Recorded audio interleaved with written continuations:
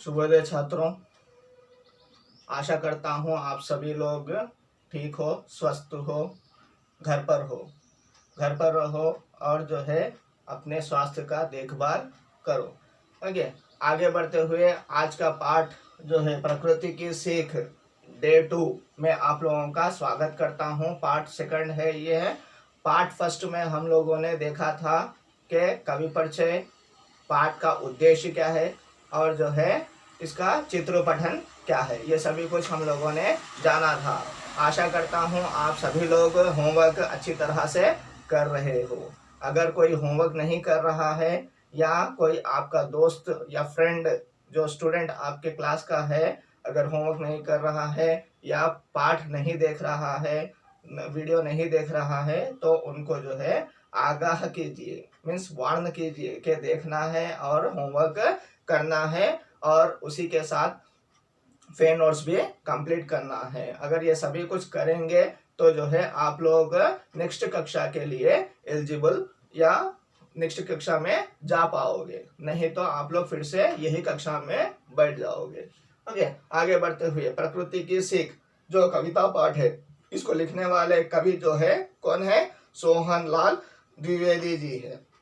इनका जन्म जो है 1906 में हुआ है और मृत्यु जो है 1988 में हुई है। इन्होंने बहुत सी रचनाएं की है और जो है इनकी रचनाओं का मुख्य विषय जो है मानवता और राष्ट्रीयता पर आधारित है। ये गांधीवादी तत्व और बच्चों के लिए बहुत से गीत यानी कविताएं लिखी हैं। इस तरह से हम लोगों ने इस पाठ में पहले दिन जाना था और जो है कुछ बिट्स बोल लिए थे, जैसे पुनरोक्त बिट्स बोल लिए थे और जो है कौन सा बिट, अपोजिट वर्ड्स, विपरीतार्थक शब्द के बिट्स भी बोल लिए गए थे।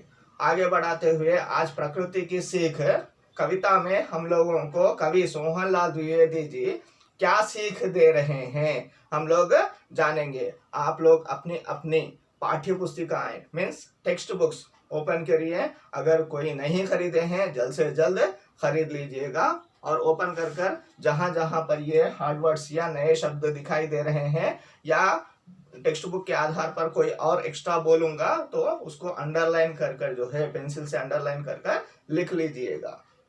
स्टार्ट देखिए एक बार। पर्वत कहता शीश उठाकर तुम भी ऊंचे बन जाओ, सागर कहता है लहराकर मन में गहराई लाओ।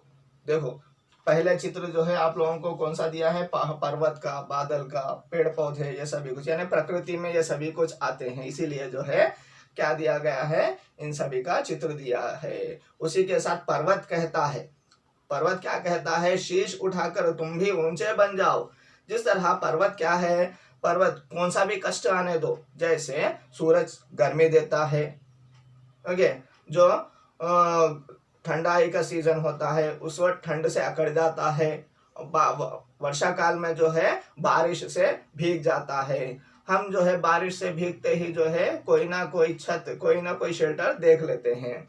धूप से जो है बचने के लिए कोई शेल्टर देखकर ठंडाई के लिए जो है हम लोग फैन या एसी का उपयोग करते हैं। लेकिन ये जो पर्वत होता है, पहाड़ होता है, माउंटेन होता है, गर्मी होने दो, ठंड होने दो या जो है वर्षा होने दो, हर एक समय, हर एक टाइम पर जो है वो डटकर रहता है, कठिनाइयों का सामना करता है और सामना करते हुए ऊंचे सर से, मीन्स उसका ऊंचा सर होता है, यानी कहीं झुकता नहीं है, कहीं कुछ परेशान या कठिनाई से भागता नहीं है। इसीलिए पर्वत क्या कहता है? शीश उठाकर, शीश यानी अपना सर उठाकर जो है क्या करना है?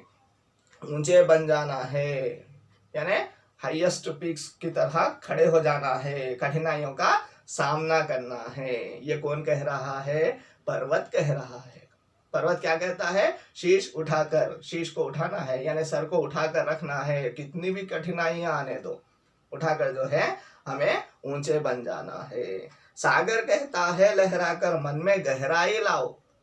सागर कहता है, सागर यानी ओशियन, ओके, सागर क्या कहता है? मन में गहराई लाना है, डेप्थनेस लाना है। जिस तरह सागर जो है लहराता रहता है, यानी वेव्स जो है इधर से उधर फैलाता रहता है, वेविंग करता रहता है, यानी आगे बढ़ता ही रहता है। मन में गहराई लाओ। ये वेव्स कैसे आते हैं? उसकी गहराई से आते हैं, डेप्थनेस से आते हैं। उसका डेप्थ जितना अंदर होता है उसी प्रकार से वो वेव्स को बाहर लाता रहता है। उसी प्रकार हमें अपने अंदर भी गहराई लाना है। सभी के लिए जो भी कोई बाधा दे रहा है, फिर भी हमें उसके लिए अच्छा ही सोचना है, यानी दूसरों के कष्ट नहीं देना है, गहराई लाना है, हमें अपने अंदर जो है डेप्थनेस लाना है और सभी के लिए अच्छा ही करना है। समझ रहे हो? दूसरे लाइन में जाएंगे, देखिए दूसरे पद में जाएंगे। समझ रहे हो क्या कहती है, उठ उठ गिर कर तरल तरंग, भर लो अपने मन में मीठे मीठे मृदुल उमंग। कितनी अच्छी तरह से दे रहा है। देखिए जो तरल तरंग होते हैं, तरल तरंग यानी जिस तरह से सागर या पानी में जो है इस तरह की लहरें उड़ती हैं, ये क्या है? तरल तरंगे हैं। क्या है? तरल तरंगे हैं। स्टेबल नहीं रहती हैं, नॉट स्टेबल वेव्स। वह चलती ही रहती हैं, बहुत फास्टली जाती है। क्या करती हैं? किसी को डैश देती रहती हैं। ओके, तरल तरंगे आते रहती हैं, स्टेबल नहीं रहती है। समझ रहे हो क्या कहती है, उठ उठ गिरकर, उठकर गिरती है, उठकर गिरती है। ओके, यानी उठ रही है, गिर रही है, लेकिन गिरकर फिर से उठना भी नहीं छोड़ रही है। यानी हमें अगर हमारे जीवन में गिर रहे हैं तो उठना भी सीखना है। हम लोग अपने जीवन में जो है चढ़ाव भी होते हैं, उतार भी होते हैं। इस तरह का जो है हमें सीख दे रही है तरल तरंगे। यानी स्टेबल नहीं रहना है, सिर्फ हारना ही नहीं है, कभी कभी जीतना भी है। सिर्फ जीतना ही नहीं है, कभी कभी हारना भी है। यानी हार कर जीतना है, जीत कर हारना है। इस तरह से सिखा रही है। उठ उठ गिर कर तरल तरंग। और क्या बोल रही है? भर लो अपने मन में, यानी हम अपने मन में जो है क्या करना है, हर्ट में जो है मीठे मीठे मृदुल उमंग भर लेना है। मीठे मीठे स्वीटेस्ट, मृदुल यानी सॉफ्ट डेलिकेट उमंगे, एम्बिशंस भर लेना है। एम्बिशंस भर कर जो है, एम्बिशन यानी क्या है? मुझे डॉक्टर होना है, मुझे क्या करना है, क्रिकेटर होना है, मुझे जो है दूसरा कुछ साइंटिस्ट होना है। इस तरह से कुछ ना कुछ एम्बिशंस होते हैं, गोल्स होते हैं। उस तरह के उमंग हमें भर लेना है। भर कर क्या करना है, हमें उसको छूना है, उस गोल को, उस जो एम्बिशन को रीच होना है। जैसे मृदुल उमंग फैलाकर जो है, यानी डेलिकेट एम्बिशंस को जो है आगे बढ़ाने के लिए कैसे लेके जाना है? स्टेबल नहीं रहना है, नॉट स्टेबल होकर जो है हमें आगे बढ़ता रहना है। कभी हार होती है, कभी जीत होती है, फिर भी हमें आगे बढ़ना है। ये जो है हमें कौन सा सिखाते हैं? तरल तरंग सिखाती है। हमें स्टेबल नहीं रहना है, आगे बढ़ते ही रहना है। कभी उठना है, कभी गिरना है, यानी कभी जीतना है, कभी हारना है, लेकिन हमें आगे बढ़ते ही रहना है। यह कौन सिखा रहा है? हमें तरल तरंग सिखा रही है। कभी उठना है, कभी गिरना है। उठ उठ गिरकर तरल तरंग सिखा रही है। क्या सिखा रही है? हमें आगे बढ़ना है, नीचे की ओर भी जाना है, जीतना है, हारना है, लेकिन रुकना नहीं है। इस तरह के मृदुल उमंगों को आगे बढ़ाना है, सॉफ्ट एंड डेलिकेट एम्बिशंस को आगे लेकर जाना है। और तीसरे लास्ट पद में जो है देखेंगे, पृथ्वी कहती धैर्य न छोड़ो, कितना ही हो सिर पर भार। जैसे पृथ्वी यानी अर्थ, भूमि, ओके, धरा जो होती है वो क्या करती है?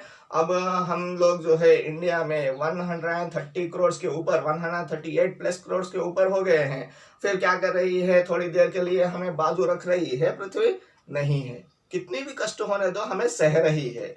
यानी पृथ्वी हमें सिखा रही है, अपने ऊपर जितना भी कष्ट आए, जितनी भी कठिनाई आए, हमें जो है हारना नहीं है। कितना ही हो सिर पर भार, धैर्य नहीं छोड़ना है, हमें धैर्य से रहना है, डेयरफुली रहना है। अगर धैर्य छोड़ देंगे तो हर चीज में हार जाएंगे। इसीलिए जो है धैर्य ना छोड़ते हुए हमें आगे बढ़ना है, धैर्य कभी नहीं छोड़ना है। जिस तरह पृथ्वी धैर्य नहीं छोड़कर 138 करोड़ सिर्फ इंडिया की भूमि पृथ्वी जो है भार उठा रही है, उसी तरह हमें अपने कष्टों का भार भी हमें अपने आप उठाना है, धैर्य नहीं खोना है, धैर्य से रहना है। धैर्य का अपोजिट क्या है? अधैर्य। अधैर्य हो जाएंगे तो क्या हो जाएगा?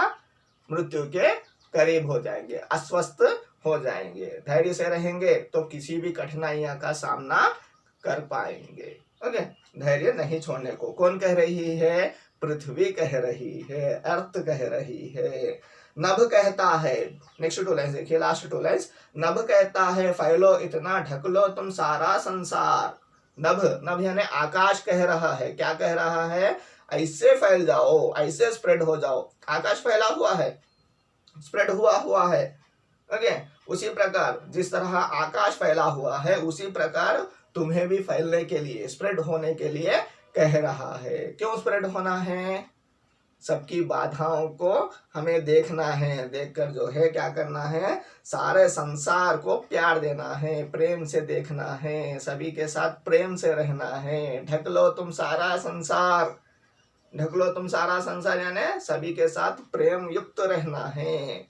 ओके, यानी एक दूसरे से मिलजुल कर रहना है, इस तरह ढक लेना है, सभी को अपना बना लेना है, यानी दूसरों के कार्य काम में भी हाथ बटाना है, उनकी सहायता करना है, सभी का सहयोग देना है। इस तरह से ढक लो तुम सारा संसार। आकाश जिस तरह सभी के लिए काम आ रहा है, उसी तरह से हमें भी दूसरों के काम आना है। इस तरह हर एक चीज प्रकृति में फैली हुई हर एक वस्तु जो है हमें कुछ ना कुछ सिखा रही है।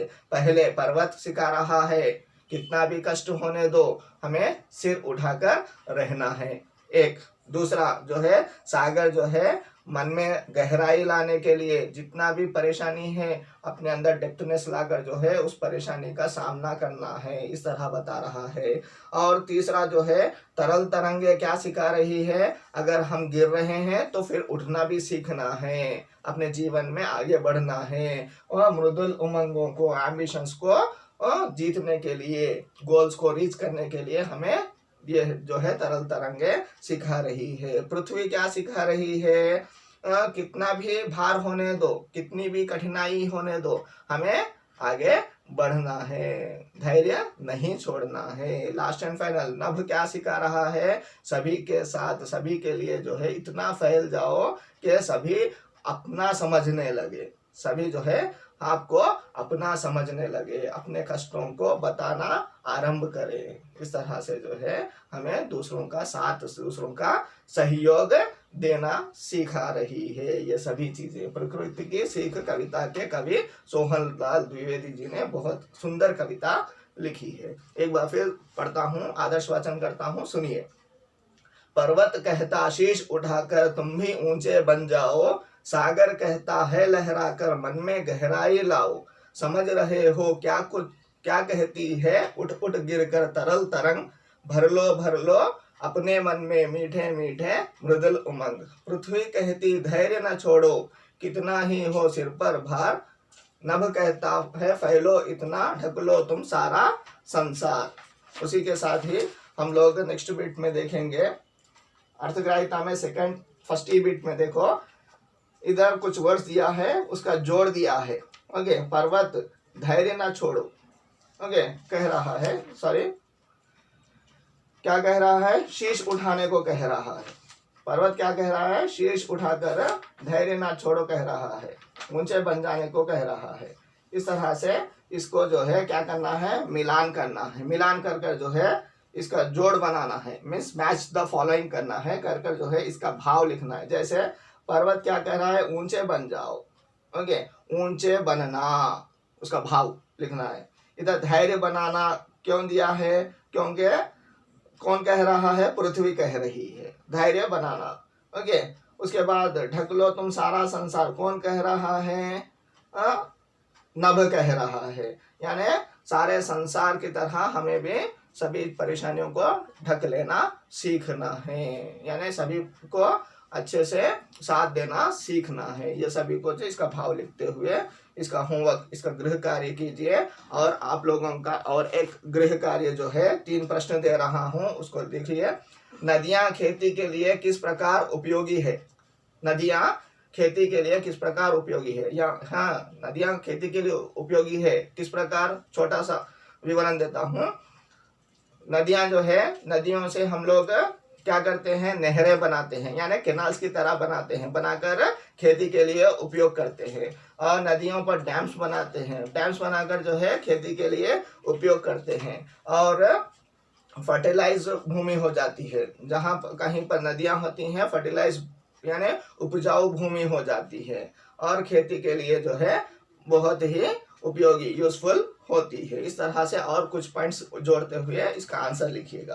सेकंड क्वेश्चन, ऋतुओं के नियंत्रण में पर्वत कैसे सहायक होते हैं? ऋतुओं के नियंत्रण यानी कंट्रोल करने में पर्वत जो है किस तरह सहायक है? हेल्पफुल है, हाँ सहायक है। बादल जो है पर्वतों के आसपास ही रुक जाते हैं, और पर्वत के पास रुककर जो है ठंडी हवा आते ही जो है पर्वतों के आसपास ही अधिक वर्षा होती है, ये एक है। और बहुत फास्टली आने वाले हवाओं को पर्वत जो है रोकते हैं, जैसे तूफान आता है या सुनामी आता है, इस तरह के बहुत सी चीज़ों को पर्वत रोक लेते हैं। इस तरह की चीज़ें लिखिएगा और कुछ पॉइंट्स लिखिएगा। पर्वत हमें, थर्ड क्वेश्चन, पर्वत हमें सिर उठाकर जीने के लिए क्यों कह रहा होगा? ये आपको लेसन के अंतर्गत समझाया गया है। ये जो है 3 प्रश्नों के उत्तर, और अर्थग्राह्यता में फर्स्ट ई बिट जो है होमवर्क के तौर पर कर दीजिएगा। अच्छे से रहिए, सुखी रहिए। धन्यवाद।